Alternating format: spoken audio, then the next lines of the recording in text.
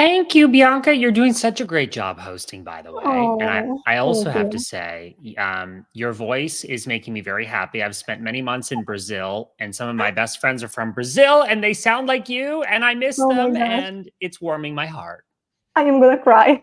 Thank you so much. And come back. Like, what are you doing there? Come back here. I would love You're to. always It's one of my welcome in favorite the country. countries. Oh, I love it. Feel free to come here. Let's do a in-person event together.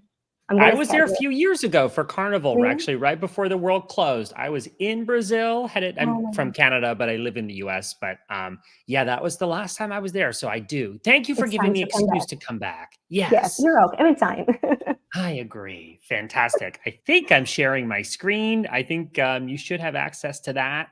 And we'll hop into it. I'll make sure we're going to move fast. I'll make sure. There we go. There are my slides. And I will give an official hello. You guys should see my slides animating right now.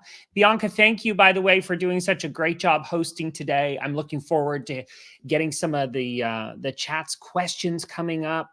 Arvel did a great job, and I learned so much from his few minutes of presenting. I think this is a really interesting time. And by the way, thank you, SendPulse, for having me, especially to close out the day. I know you've had lots of, many hours of presentations. I'm going to keep this exciting, and I'm going to keep it short so that we have time for questions. But it's really interesting right now that so many people are talking about AI. I like to preface that I don't consider myself an expert in AI. I've been a brand strategist for 12 years, almost 400 clients. That number is higher. Actually, I need to update that slide. In over 34 countries, which Bianca includes Brazil. And, so this is the type of work I've been doing for over a decade.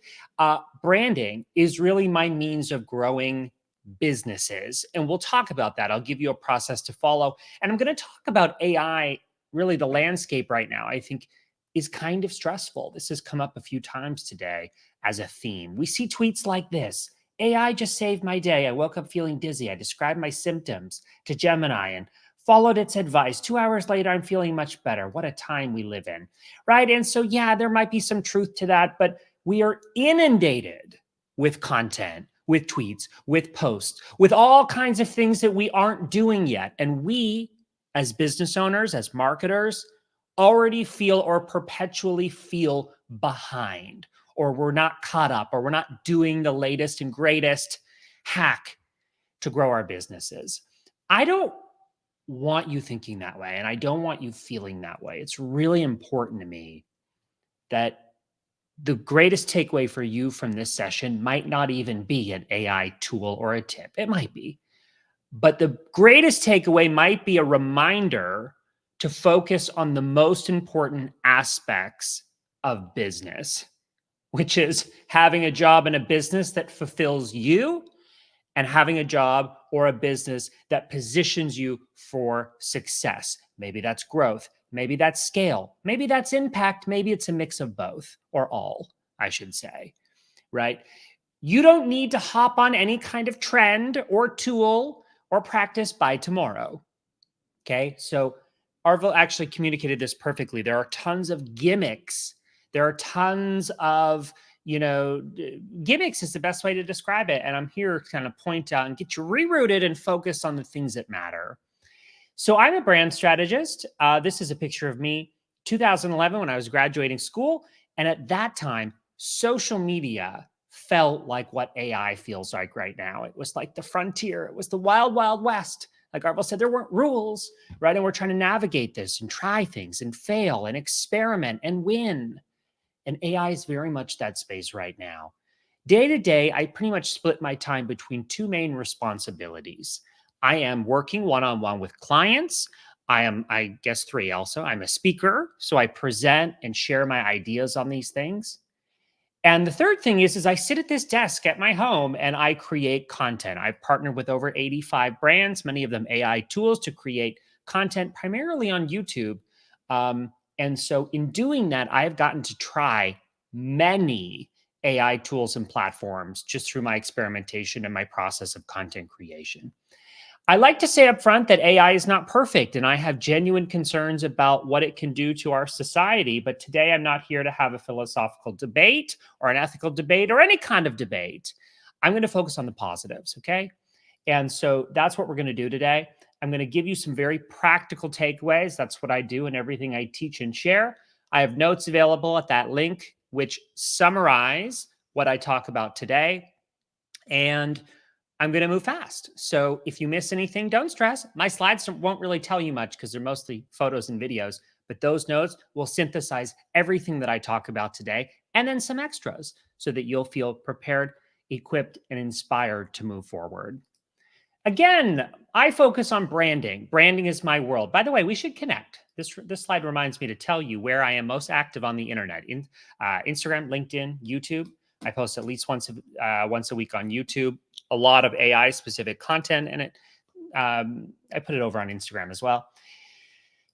What do we need to focus on? What am I excited about? I think right now we're at the start of another productivity revolution. I couldn't say it better myself. This is a quote from a professor at MIT. Generative AI, it's producing things we didn't have before. A study that was done last year by Goldman Sachs found, click too fast. Stand by. Let me go back there.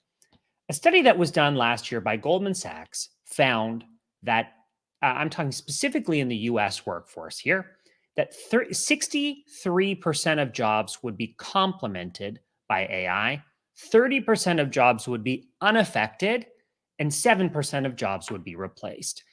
If you ask me, that is a very healthy statistic, and it's an optimistic statistic. 63% of us, new friends, are going to be complemented by AI. I bet you a good amount of people that are on this call are obviously interested in AI, and we are already feeling through experimentation or recommendations how that feels to have AI do something better than we can do ourselves. Typically, it's the speed at which it can compute information, quite simply, is what, if it's a race, AI can typically win against humans. What does that mean for the 7% that are getting eliminated or the 63% that are being complemented? Through my experience in the last 365 roughly days, AI is enabling humans to focus on what humans do best. And I'll give you a few examples throughout this presentation. I certainly think 7% of jobs or responsibilities or tasks are probably better done by a machine or done by AI, done by artificial intelligence, right? Simply based on speed and the type of jobs. And so what this is doing, and sure, it's shaking us up. It's reminding us, wow, what does job security look like nowadays? How are our responsibilities going to change specifically? I'll tell you how my world is changing as a brand strategist. I'm noticing a gap that is widening. So between education, like this format, trying out tools, or implementing AI tools and solutions into our practice. SendPulse is a good example. Let's say I want to use an AI bot and I want to automate something like Instagram or Viber. Like, you have now the ability to automate before we delegate. And that's a very exciting thing. And what is that doing? I'll give you instances today of how it's helping me as a brand strategist be more creative. It's helping me as a brand strategist focus on areas in my business where I can make high impact. Okay. I'm not painting the landscape to be perfectly rosy, but when we look specifically at the impact of AI on things like productivity, it is a very exciting time. Now, if you've spent any degree of time on social media, you are already noticing that people are quite excited to be using ChatGPT to write copy. Unleash the power of. Remember, X is your secret weapon. Let your creativity shine. Embrace your unique power. Certainly, if you're like me, you're able to spot from a mile away the type of words and language that is a true indicator, game changer, these types of words that we know are straight from the mouth of ChatGPT. And so part of this, at least from a branding's perspective, is learning how do we train these AI tools. ChatGPT often dominates the conversation, but there are many others, right? Many other generative AI platforms. What does this mean for us? Do we need to now learn to become a prompt engineer? Do we all have to go back to school? I don't think so. Neither does the Harvard Business Review. AI prompt engineering actually isn't the future, although it certainly is a buzzy term. What is it that we as small business owners need to focus on right now? It's not the latest prompt. or way of writing or inputting information. Certainly there is strategy associated with that. But really, the challenge we all have is exactly the challenge we had a year ago. It's exactly the challenge we had 10 years ago when social media was the latest buzz. The thing that we need to focus on is exactly this: problem formulation, the ability to identify, analyze, and delineate problems. I don't really like the word problems, so I typically say challenges, right? That's what we need to stay focused on. Where do you even begin when it comes to AI and implementing this in your business, whether it's a tool like SendPulse, whether it's learning how to interact with generally accessible, GPT technology like ChatGPT, Claude, Gemini, and others? Before we get carried away and we lose half the day to AI experimentation, this is where I want you to start. Use a tool that enables you to track your time. Anything that takes you longer than 5 minutes, I want you to time yourself. Or if you're old school, write it in a notebook, what you're doing and how long it takes. I find I use EverHour, and there are some free variations of this. Clockify, there are others. I have them in my handout, my notes. What I want you to do is track your time. Anytime you spend more than 5 minutes on something, I want you to look back on the week, like I'm looking right here, and understand where your time went that week. So here, for example, I spent 5 hours on a Keynote presentation. Fantastic. I was paid for that. That's an area and a responsibility where I make high impact. I was working on a course in partnership with Adobe. That's another area and a responsibility of mine where I make high impact in my business. Number three, third thing that I spent the longest time on last week, replying to sponsored content partnerships. Is that a good use of my time? Probably not. Is that something that brings me joy? Certainly not. I receive emails like this, at least 30 of them every single day. Hey, Phil PALLEN, I came across your YouTube channel after checking out your blah, blah, blah, wrote this, template email and sent it to 100 people. So but you would not believe how long it takes. If I reply to these manually, of course, I could delegate this to my assistant. This isn't even good use of my assistant's time. I'd rather my assistant working with me closer on things where they also have the opportunity to make high impact. So in this instance, I'm using a plugin called Ellie, which is free. It allows me to hit reply, choose the sentiment of how I'm feeling, provide extra context. Like here, I'm going to tell this person that I do not do purely affiliate deals. Click reply. An email is written for me in about 5 seconds. Maybe I change a word here and there. Looks good to me. Click send. That was now done in 10 seconds instead of 2, 3, 4, 5 minutes, sometimes longer. That's an example of how I am implementing AI in my business. But the only way that I know how and what to implement is by tracking my time and being accountable for where my minutes are spent. Let's keep going. This is a photo of my client, Carrie, who is a business consultant. She's awesome. As part of a branding exercise, I will have my clients, individuals, or teams photographed for their websites. And we were really happy with this photo, except Carrie said, Phil, I'm not really thrilled with how the brick photographed.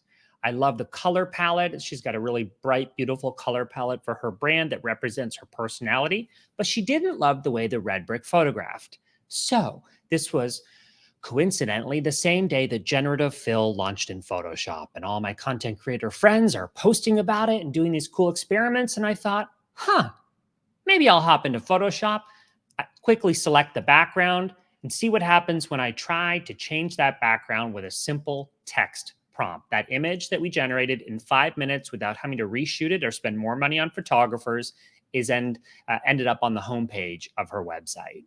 That was another instance of how AI has made a really positive impact in my business for me and for my clients, giving us creative tools to be efficient and to focus on the things that matter. Now, take it from me as someone who's tried well over 100 AI tools. I just finished writing a book published by Adams Media, which is an imprint of Simon & Schuster, publishing in October. And in that book, I recommend 200, I think it's almost 250 AI tools and platforms. As someone who's tried a lot of platforms, my recommendation is to you to be discerning. Many AI tools are quickly publishing, look, we are an AI platform because we have one simple, measly, unimportant integration. And they're doing it because everyone else is. It's what the popular kids are doing. I am proud to work with brands like Adobe that are not, sure, they're not first to market with this technology, but they're first to market with this technology developed responsibly. Adobe is a great example, and I'll explain why. I have concerns about brands like Canva that sure have AI tools, but they don't disclose what actually powers the technology behind it. Another tool that I love, Grammarly. Grammarly implements AI in a really fantastic, substantial, and impactful way. If you're ever curious, how can I keep track of brands that are transparent about their use of AI, I recommend checking out this organization, which I'm a part of, the Content Authenticity Initiative, started by Adobe several years ago, and it's quickly becoming the governing body in AI transparency.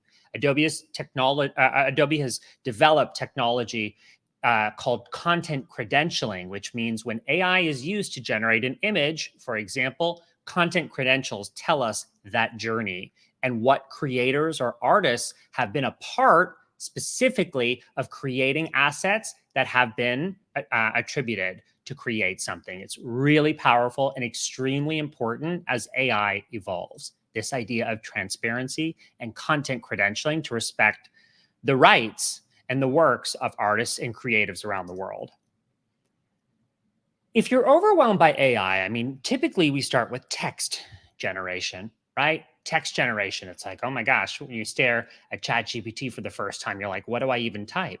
It's kind of like when we were looking at Google for the first time. What are we supposed to type? I actually recommend to get comfortable with this by trying an AI image creator. Text to image is a good example. This is Adobe Firefly, which is free and accessible to everyone. It's a token-based system, so there will be limitations on a free account, but you can certainly go over and try this. This is text-to-image version 2 in beta. It is so fun. Here I typed a prompt of an image that I couldn't find. I couldn't source it on Adobe Stock, an airplane made from chocolate and marshmallows with confetti. That stock photo didn't exist, but in a few seconds, I was able to generate a fascinating visual for, let's say, this use case was creating a flyer for an airline 10th anniversary.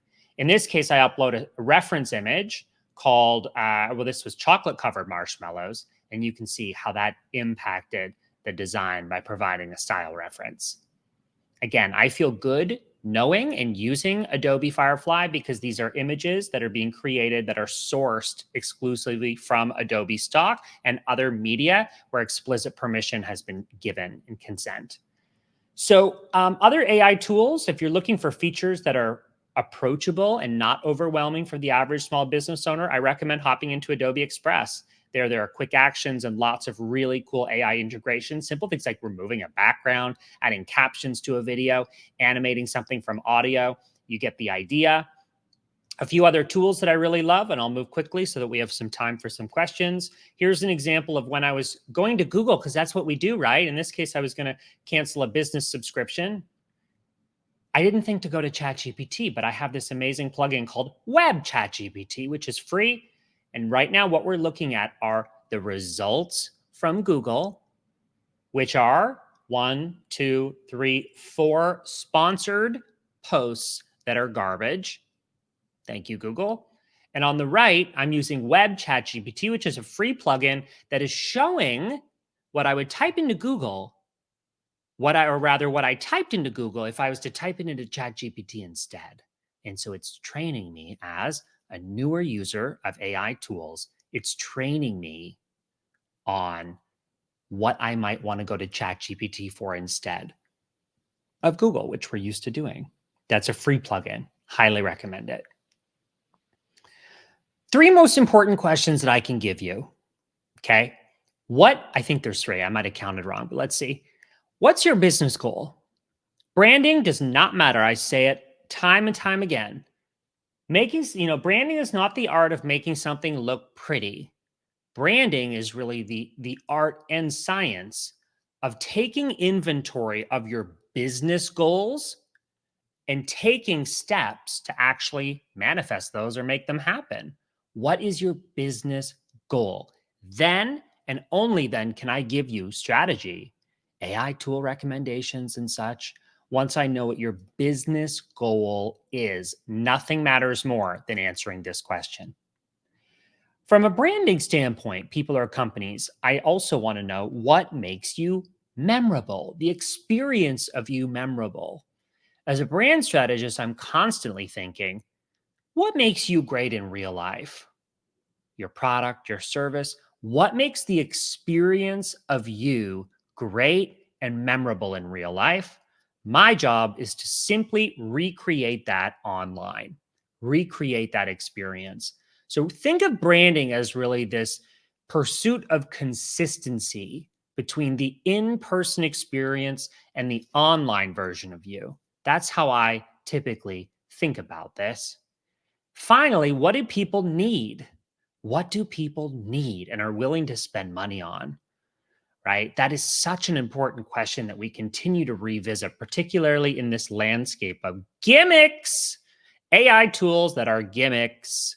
We need to constantly think, what is it that people need? And how can we, like every good business, satisfy a need? Okay. I'm going to hop out of my slides for a second. I'm going to scroll to the end because I'm going to skip some of this stuff, but I want to show you how the process rather that I follow to build a brand. 3 stages, and I'm going to go quickly. Position your brand, build something to show for it, and then stick a for sale sign out front of that house and take that house to market.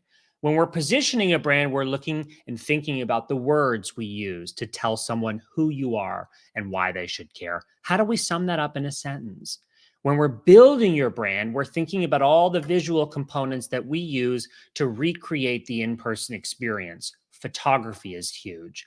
A logo is great and helpful. Not a single logo, but even a logo system to think about all the possible instances that brand or logo will show up. Colors, creating a color palette. Icons, I'm really big on. What I would call sub-brands, right? Branding something about your business that's really unique and memorable so people feel that unique experience. And then obviously making a website. But what does that even mean nowadays? Of course, it means a website, but even the exercise of creating a website is, in so many cases, almost more important than the output, right? Thinking about how do I want to sum up my business? What do I want to focus on? How do I package my products or services? What are my priorities? Those are typically things that you'll tackle on that stage. And then promotion, you could be using SendPulse for this, friends, right? Social media, content strategy, SEO, automation could be a whole new category here. There's so many things that we want to think about in terms of taking our house to market that we've worked hard to build, okay? I'm going to hop to the end again. I'm doing like an express version of these slides. This is a fun tool if you're like, well, I want to know, how do I find an AI tool for contracts? By the way, in the notes, I have many, many more tool recommendations for specific instances, things like copywriting, things like sales. I actually don't think ChatGPT is that great for copywriting. It can be, but you need to spend so much time tweaking and crafting the perfect, not the perfect, but a good quality input to be able to get a high quality output. Also, I mean, building your own GPT, people will sell you on these ideas. And I'm not saying that it can't be done. It can be done, but it is a lot of work to work out the nuances and to train a GPT to actually source the information you're providing it. It's tough. I'm not saying it's impossible. It is possible, but it's a lot of work to tweak these things. There's an AI for that is generally an interesting place to start when you're trying to find a tool for one specific need or use in your business. And you know from today that you should be thinking, what are in my business? What are those pain points that I have, right? What are those things when I look back at where my minutes go?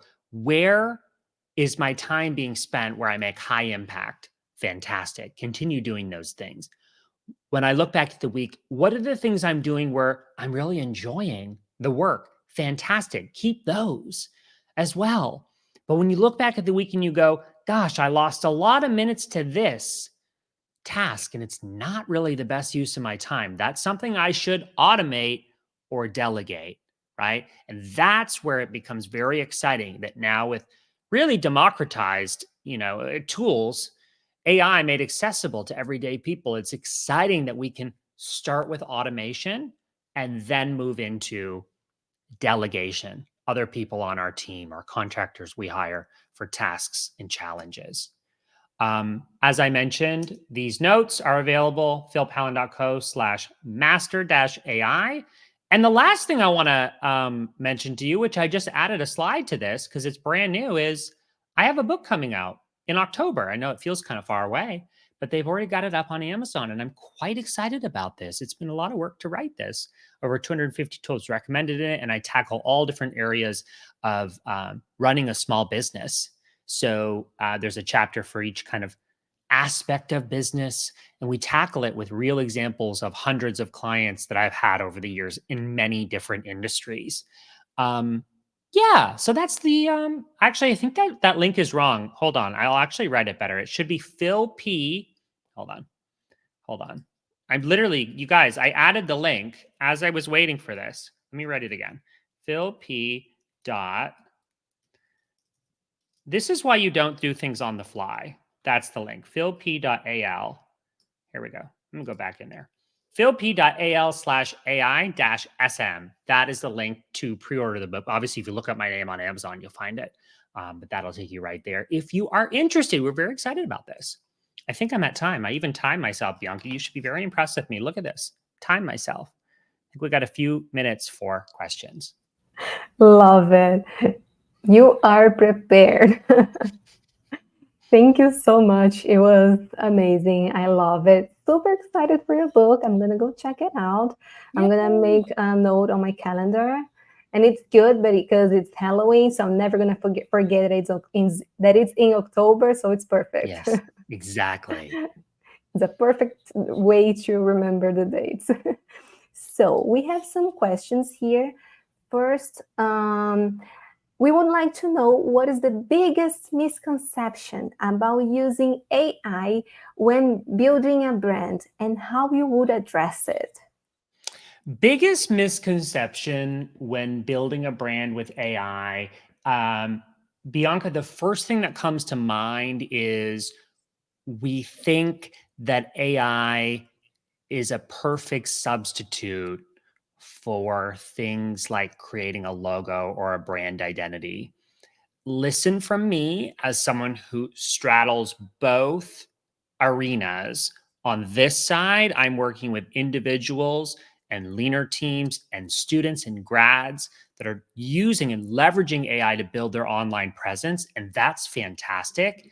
But a logo that you can generate in a logo generator is not going to have the detail and the business consideration and the thoroughness and comprehension of a brand identity that my agency would take 4 months to create.